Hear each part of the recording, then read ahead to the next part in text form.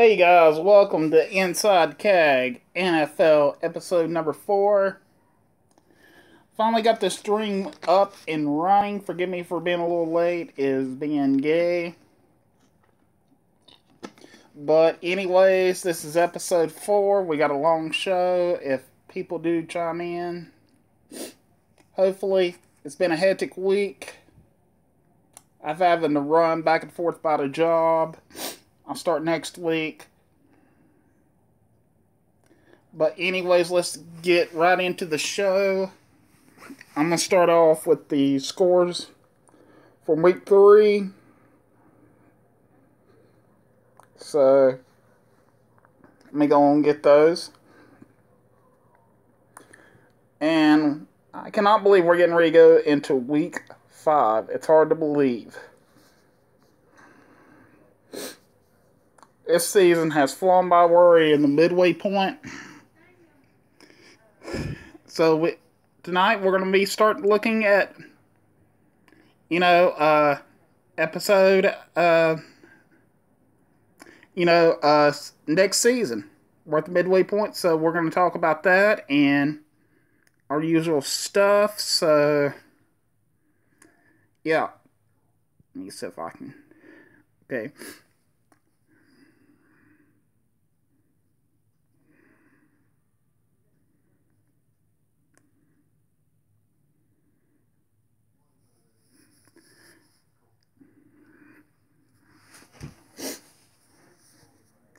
And I am going to try to get these scores in as soon.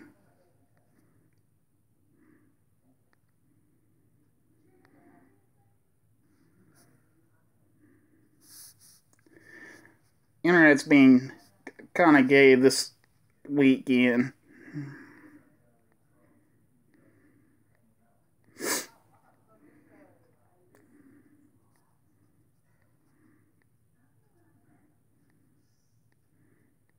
Okay.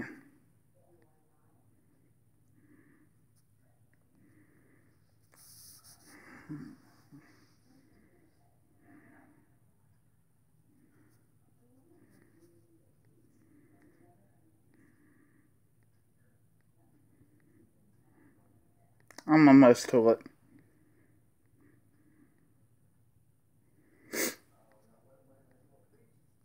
Still in week 2.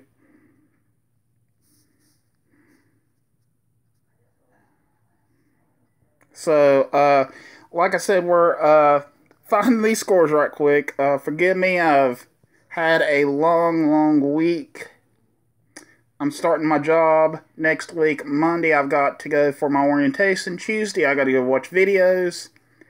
So, I'm going to have a long week. But, anyways, let's get to... Okay, we're still at the week 2. Okay. Chicago, Tampa Bay, week 1. God. When these threads do get long, they kind of, got us whack. But anyways, we got 2 games to cover game of the week, so we'll go and jump into that as soon as I get these scores up. Okay, here we go. Alright, first game of the week, we had, for week 3, we had the Buccaneers and Eagles in a tight one. Let's go and get the stats. Let me go and get my picture up. Alright.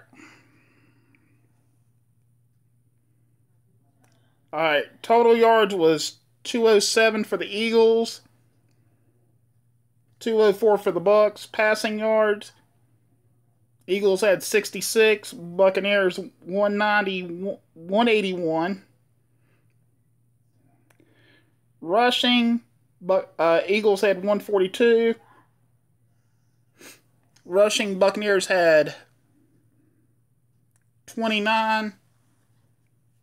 And I believe there was no turnovers in that game. But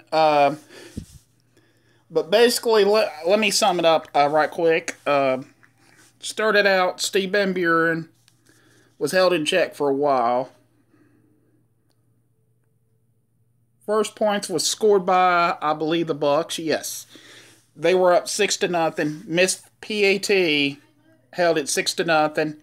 Eagles struck back with 2 field goals. Tied at 6 at halftime. Eagles jump ahead late in the fourth quarter.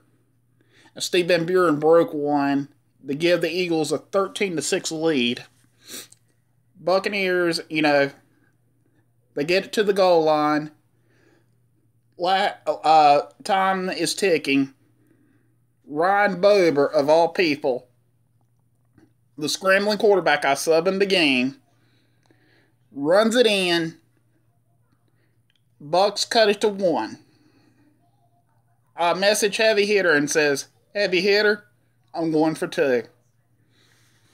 I personally stopped the game and messaged him.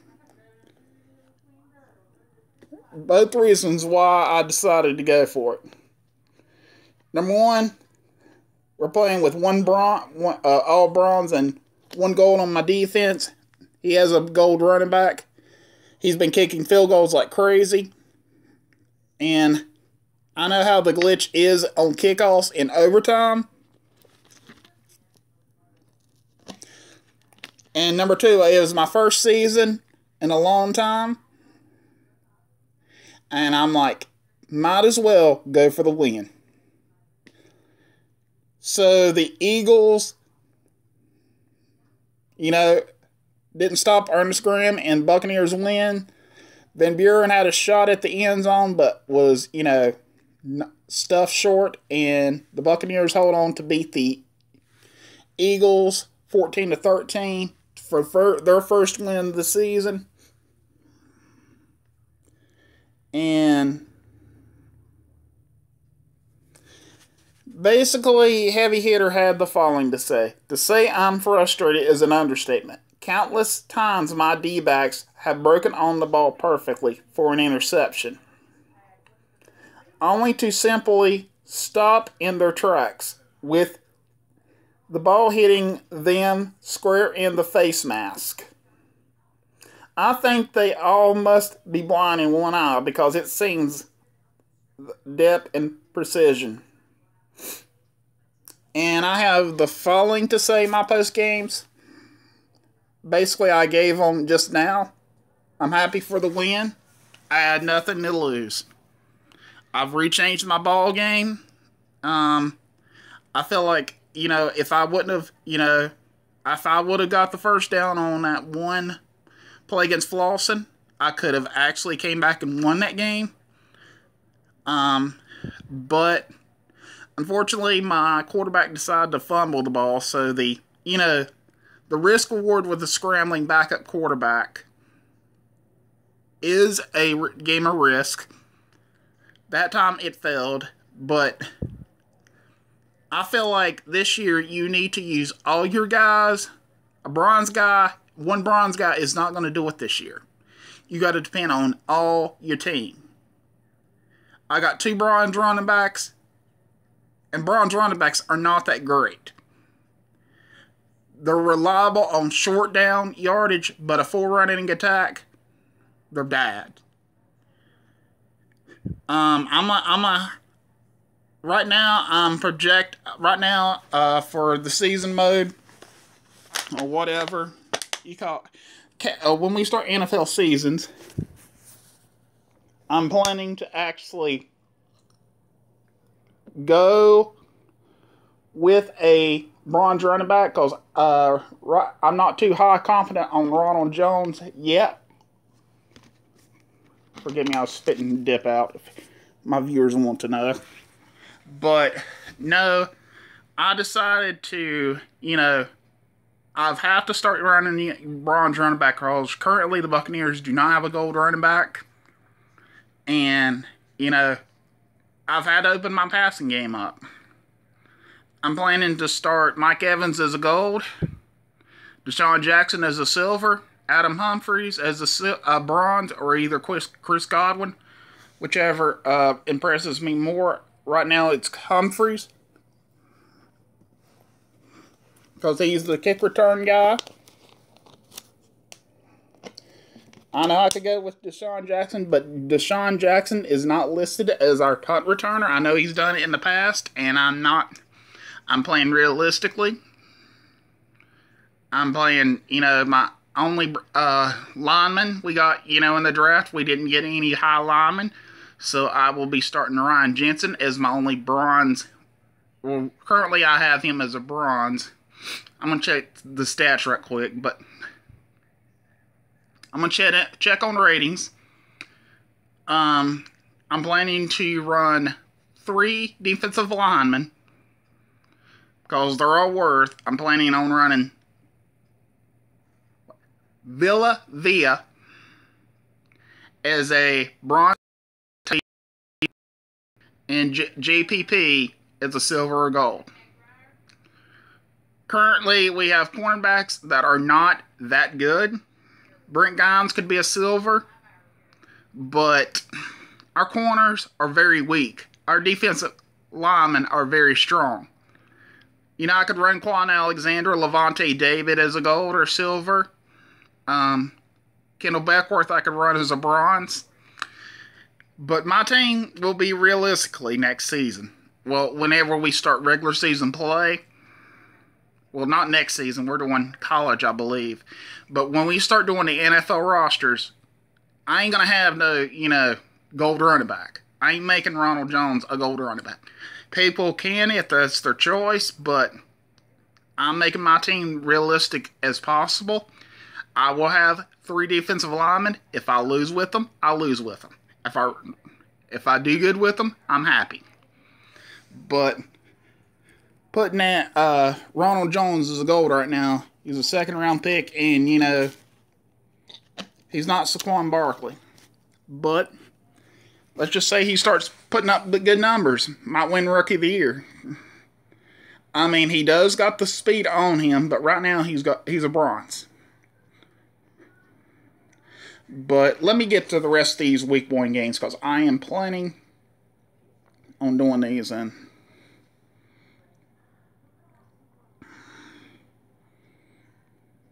Okay.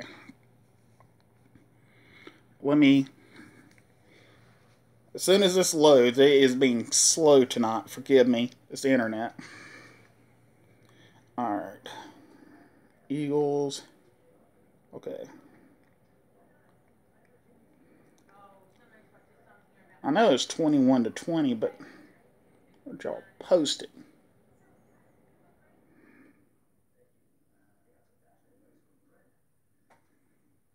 Okay.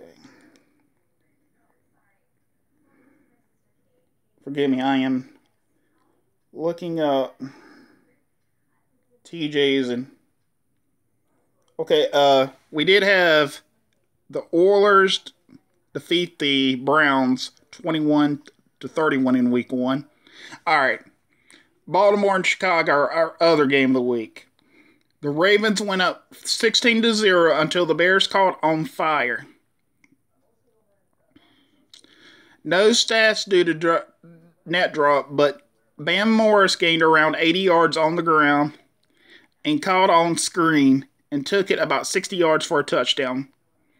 So we don't have no complete stats due to the network drop, and everybody does that every once in a while, but I'm glad TJ did make attempt to do that, so we did do it on the show.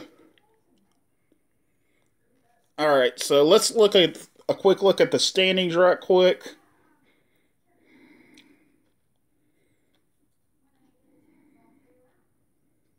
Alright, let's see.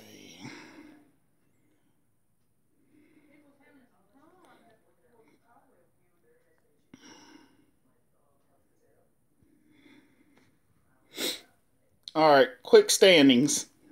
Currently in first place. Okay, actually, I'm going to do it towards the power rankings. Alright. Currently, in my number 9th pick is the Philadelphia Eagles, currently at 1-3. In my 8th slot is the Tampa Bay Buccaneers at 1-3. Currently in my 7th slot is the Baltimore Ravens at 1-2. My fifth slot currently is the. Actually, excuse me. My seventh slot was 1 and 2. My sixth slot was the Baltimore Ravens at 1 and 2. Fourth slot is the Cleveland Browns at 1 and 1. They played very close games, and I believe they could do a run. Currently tied for third are the Houston Oilers. Okay. Forgive me, I had a network drop. But anyways, the reason I have got Dazzo 007 has only played one game, and he is currently 1 and 0. I'll play him next week, so I'll have a little more taste of where he's at. Sorry about these network drops, guys. My internet is this week, but anyway. Alright, guys, sorry about that. I finally got this internet fixed. So let me redo these standings right quick. Alright. Number 1, okay, 9 seed, we got the Philadelphia Eagles at 1 and 3. In 8th place, we have the Tampa Bay Buccaneers at 1 and 3. And 7th place, we have the Chicago Bears at 1 and 2. 6th place, we have the Baltimore Ravens at 1 and 2. 5th, I got the Cleveland Browns. You know, they played really good this season. So I have the Cleveland Browns currently at 1 and 1. They're number 5. Tied for 4th is the Green Bay Packers and the Atlanta Falcons. Packers are 1 and 0, and the Houston Oilers are 2 and 1. The reason I have got them tied for second right now is because running shoots, he lost his quarterback in that game. And running shoots, I believe, right now is the second best team, behind one other team. And running shoots easily could be undefeated right now if he did not lose his quarterback. So I had to put him over That are, you know, tied for third with Dazzo 007. The reason I got Dazzo 007 so low is because he's played one game so far. It's not been his fault. He's had trouble getting his games completed, which, you know, is not his behalf. But people's been busy. I'm gonna be busy next week too. I'll probably do another one of these 3/4 of the season near playoff time just for a mock. But the clear number 1 right now, in my opinion, would be the New York Giants, that are currently 3 and 0. Gold tight ends, they ain't no joke. They play very good, and they hard to stop without a silver or gold strong safety. Jeremy Shockey, I tried to do everything in my power, and that man burned my plans. I tried to put Derek Brooks on him. I tried to, you know, just do coverage zone. Everything I did with these bronze defenders.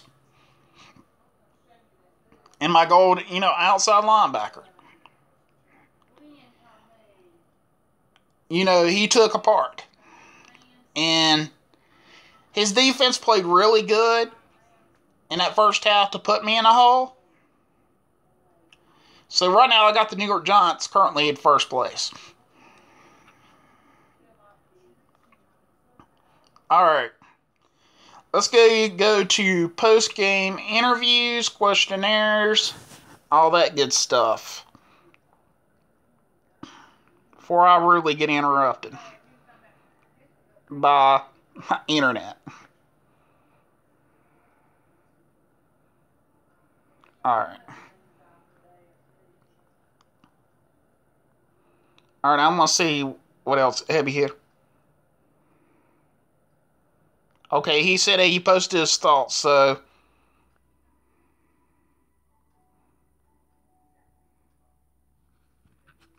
And he just said he moved on to week 4, so it was short and sweet.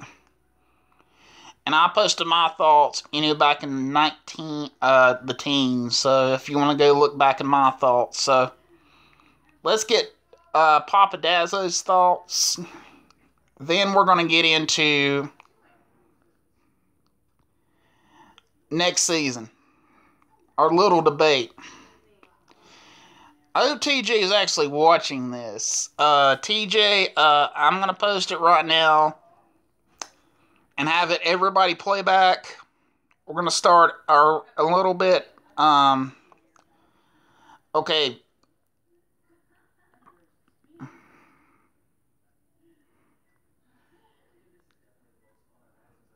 Alright, let's first do the losing coach Chicago Bears for our Week 3 game. It was a typical TJ Dazzo defensive slugfest for the first half, but then the game got right away from me when I threw a pick into a crowd, then TJ hit a control on screen for a touchdown. A place you don't want to do against TJ's defense is down 16-0 into the third. Somehow I scored 2 quick touchdowns with an onside kick recovery, sandwich in between and make it interesting, but failed on a second onside attempt. TJ was pretty much in control from that start.